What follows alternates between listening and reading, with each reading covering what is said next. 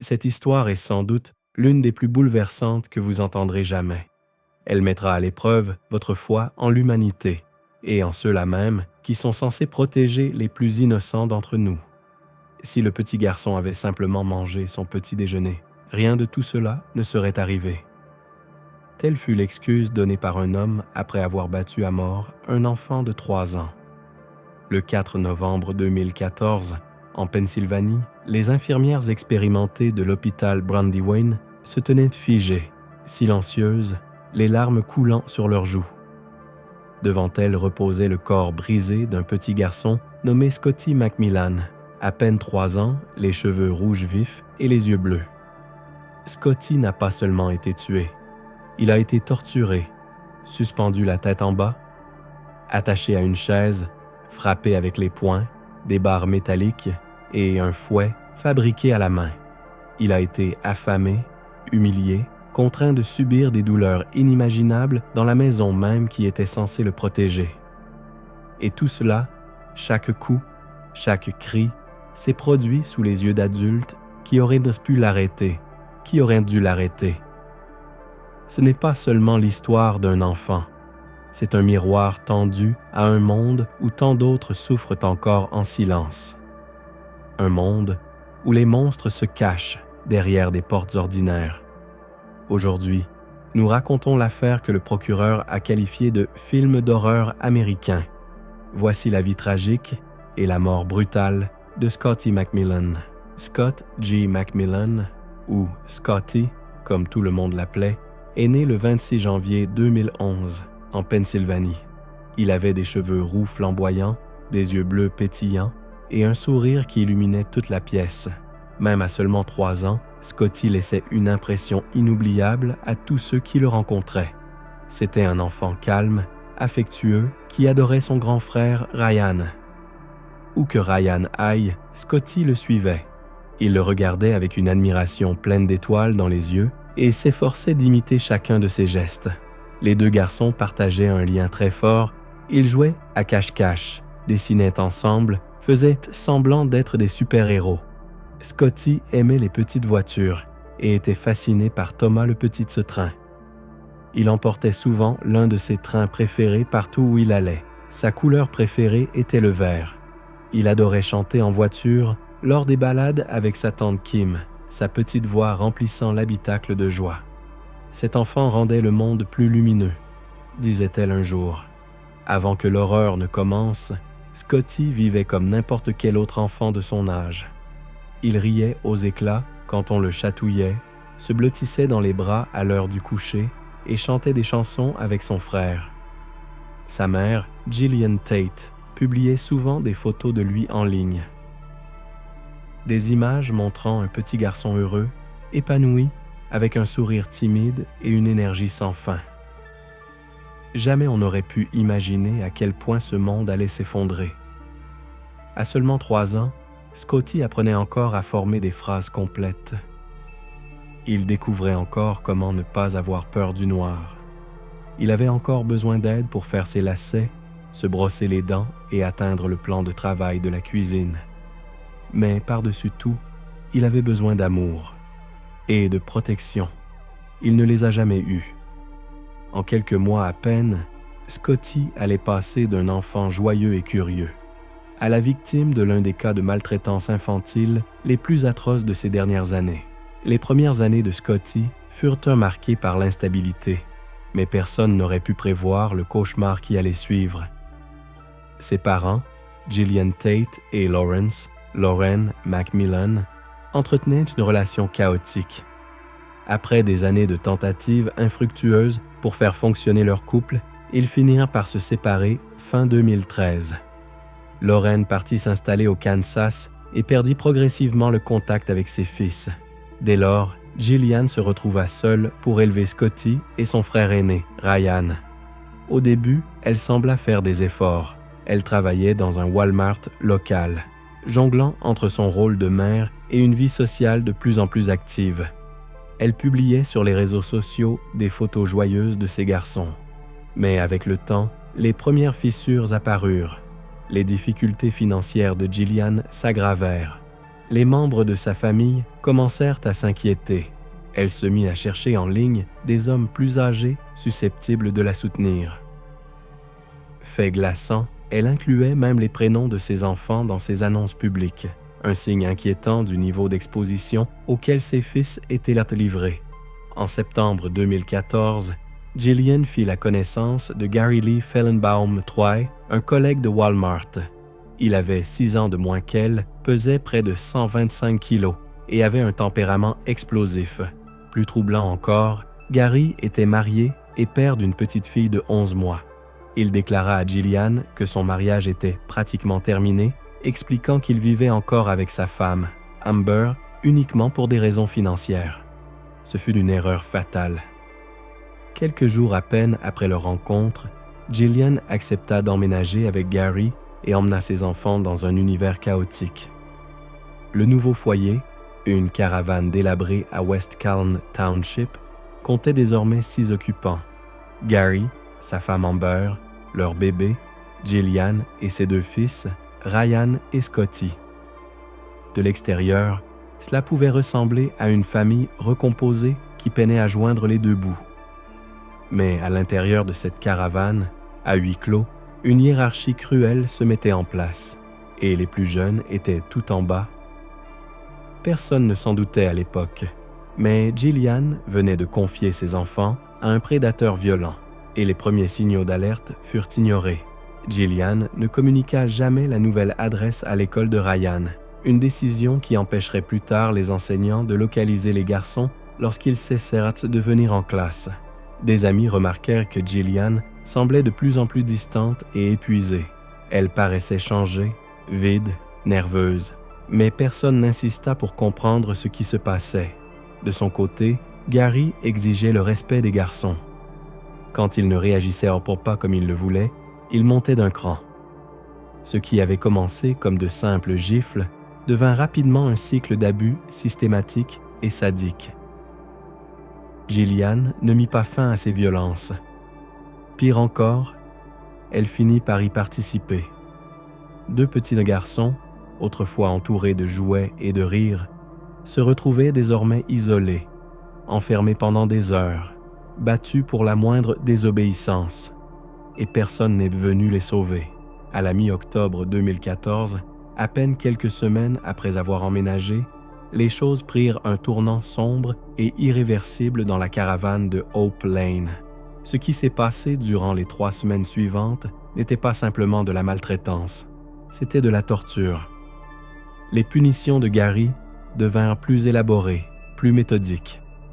Il suspendait Ryan et Scotty, la tête en bas, les maintenant par les pieds au-dessus d'une porte, pendant qu'il les frappait avec ses poings, des cuillères en bois et même une poêle. Les garçons n'avaient maintenant pas le droit d'utiliser les toilettes. Ils devaient se soulager en cachette et dissimuler les traces, car le moindre dégât entraînait davantage de violence. Ryan, l'aîné, apprit à se figer, à rester immobile et silencieux. Il comprit que moins il réagissait, plus Gary perdait rapidement tout intérêt. Mais Scotty, âgé de seulement 3 ans, ne comprenait pas encore ses stratégies de survie. Il pleurait, il se débattait, il essayait de se protéger. Et cela fit de lui la cible principale de Gary. Jillian ne mit pas fin aux abus. Pire encore, elle y prit part. Elle riait avec Gary pendant les passages à tabac. Amber, la femme de Gary, riait aussi. 3 adultes regardaient un tout petit souffrir et aucun d'eux n'est intervenu. Un moment aurait pu tout arrêter. Les enseignants de Ryan commencèrent à s'inquiéter lorsqu'il cessa de venir à l'école. Ils appelèrent, ils envoyèrent des lettres. Finalement, ils se rendirent à la dernière adresse connue. Mais Jillian n'avait jamais mis à jour leurs coordonnées. Lorsque les enseignants arrivèrent, personne n'était là. Ils laissèrent un mot sur la porte et, sans le savoir, s'éloignèrent d'une scène de crime. Du 2 au 4 novembre 2014, Scotty vécut ses derniers jours dans l'agonie. Gary fabriqua des instruments de torture artisanaux, un fouet fait de câbles électriques, une tringle à rideaux en métal une bande d'aluminium entourée de rubans adhésifs pour protéger ses propres mains, tout en laissant les bords assez tranchants pour lacérer la peau. Le matin du 3 novembre, Scotty se réveilla trop faible pour manger une tartine à la cannelle. Gillian tenta de lui enfoncer de force dans la bouche. Lorsqu'il ne parvint pas à l'avaler, Gary y vit un signe d'irrespect. Il le frappa violemment à l'estomac et au visage, puis le traîna dans la chambre et projeta son petit corps contre le mur, si violemment que sa tête y laissa une empreinte. Lorsque Scotty perdit connaissance, ils le passèrent sous une douche froide pour le ranimer, uniquement pour pouvoir recommencer. Le matin suivant, 4 novembre, le visage de Scotty était rouge, tuméfié. Une fois de plus, Gary tenta de le nourrir. Une fois de plus, Scotty n'y parvint pas. Ce fut la goutte de trop. Gary attacha les poignets et les chevilles de Scotty à une chaise avec du ruban adhésif. Puis, se tenant au-dessus de cet enfant sans défense, il le frappa au visage et au torse jusqu'à ce que Scotty vomisse et perde à nouveau connaissance. Gillian observait. Amber aussi. Personne n'intervint. Quand la douche froide ne suffit pas à le réveiller, ils le plongèrent dans un bain glacé. Toujours aucune réaction. Ce n'est qu'alors, après des heures de coups, lorsque l'enfant était inerte et sans réponse, qu'ils le posèrent sur un matelas pneumatique dégonflé et le laissèrent mourir. Ce soir-là, alors que Scotty agonisait, les adultes allèrent de faire du shopping pour acheter une voiture. Ils commandèrent une pizza, ils mangèrent, ils eurent des rapports sexuels. Ils firent la sieste.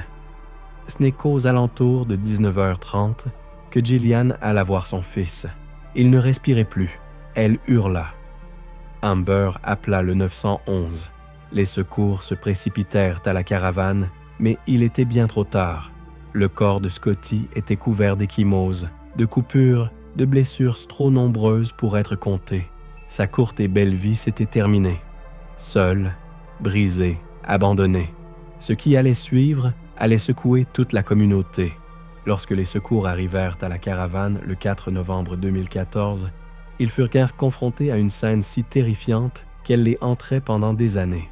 Le petit corps de Scotty McMillan était froid, sans vie, couvert d'hématomes de la tête aux pieds. Du sang s'était écoulé de son nez, de sa bouche et de ses oreilles. Il présentait des blessures par perforation, des traumatismes internes, des signes évidents d'abus prolongés et violents. Malgré les efforts désespérés de l'équipe d'urgence, Scotty fut officiellement déclaré mort à 19h45 à l'hôpital Brandywine. Même le personnel médical le plus aguerri ne put retenir ses larmes. Une infirmière déclara plus tard que l'image de Scotty resterait gravée dans son cœur à jamais. Un secouriste écrivit « Cet enfant m'a changé ». L'enquête commença immédiatement. Les policiers pénétrèrent dans la caravane et découvrirent ce qu'ils décrivirent comme une véritable maison de l'horreur. Des trous dans les murs où les têtes des enfants avaient été projetées, un matelas pneumatique dégonflé, taché de sang, un fouet artisanal fait de câbles et de rubans adhésifs, une tringle à rideaux en métal tordu, une bande d'aluminium utilisée pour infliger la douleur, et du ruban adhésif électrique, employé pour attacher un enfant pendant sa dernière séance de torture. Ils ne trouvèrent qu'une seule photo de Scotty dans toute la maison. Ryan, le frère aîné de Scotty, présentait des signes évidents de maltraitance physique. Il fut transporté en urgence dans un hôpital spécialisé pour enfants avant d'être placé sous protection. La fille de Gary, âgée de 11 mois, ne montrait aucune blessure physique. Les 3 adultes, Gary Fellenbaum, Gillian Tate et Amber Fellenbaum, furent placés en garde à vue. Gary déclara froidement aux enquêteurs « Rien de tout cela ne serait arrivé si le gosse avait mangé son petit déjeuner ».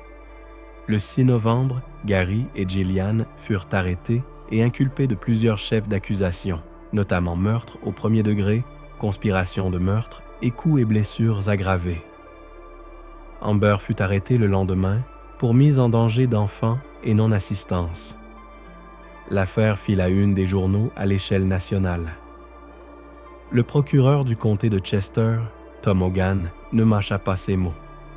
Devant la presse, il parla d'une véritable histoire d'horreur américaine.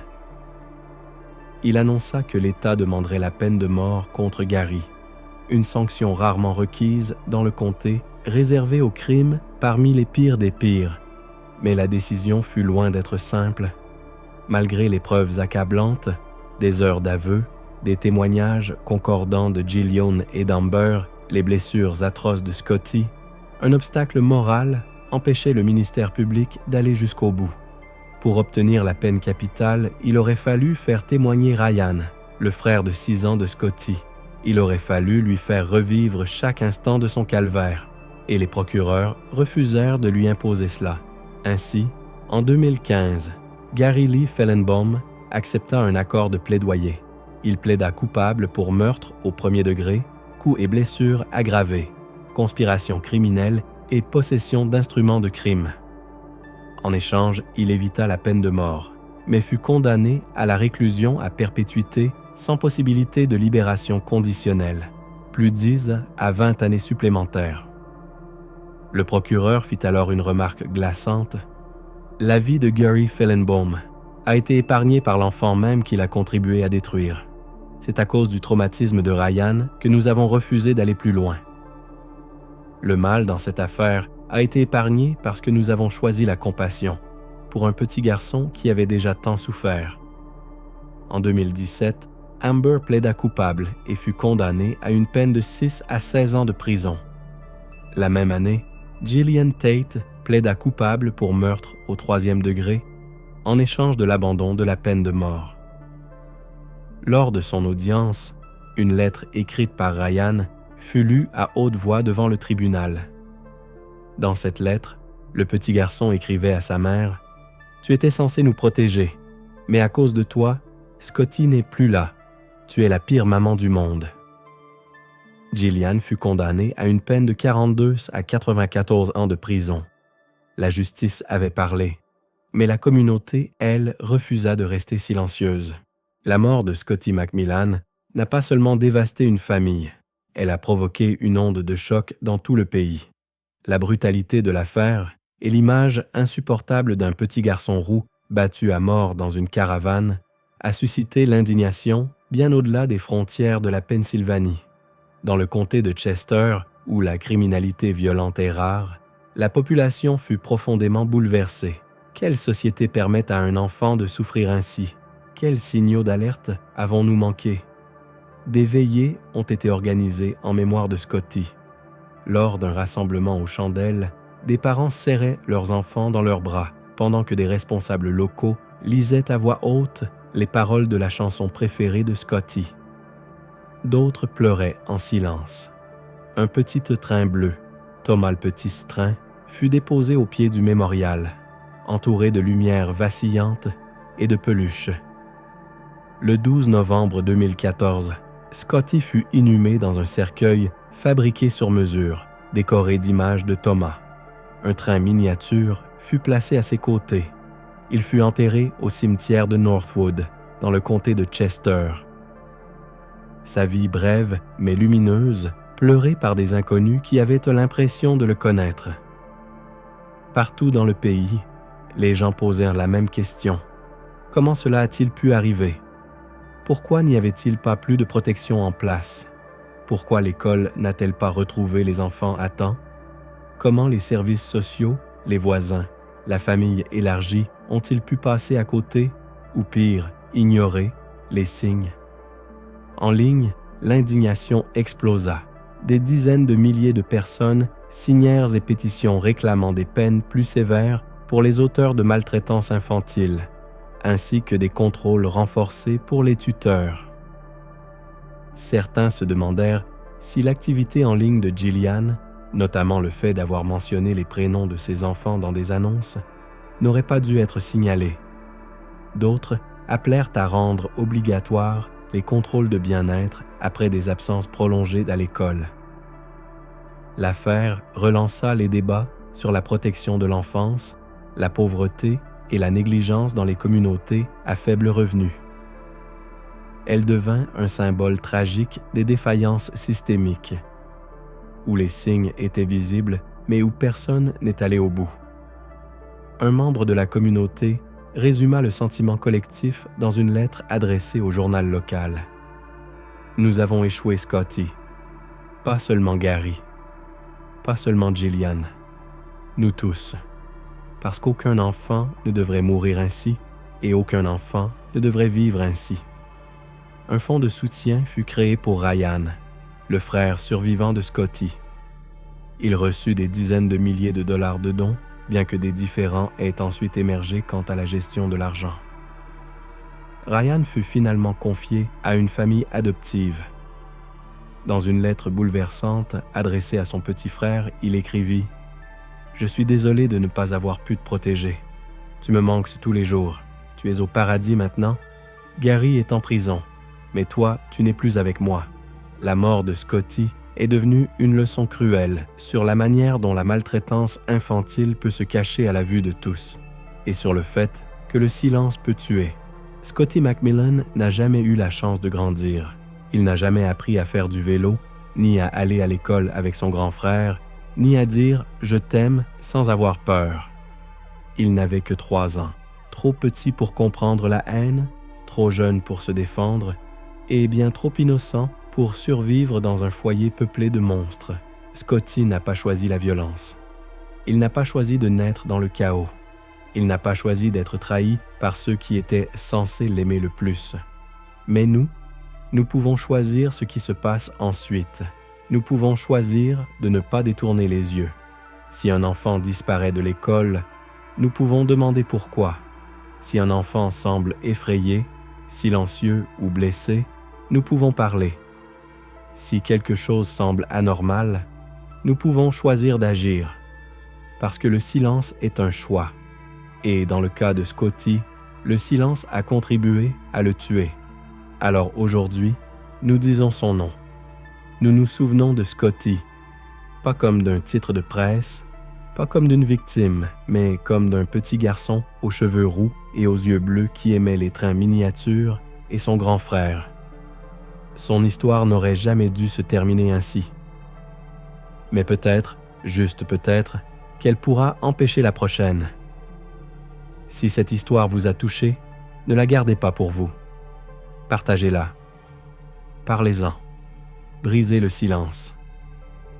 Car quelque part, un autre enfant comme Scotty attend, et votre voix pourrait être la seule chose qui se dresse entre lui et l'impensable. Merci de nous avoir écoutés. Ici, c'est Crime Line, où chaque victime a un nom et chaque histoire mérite d'être racontée.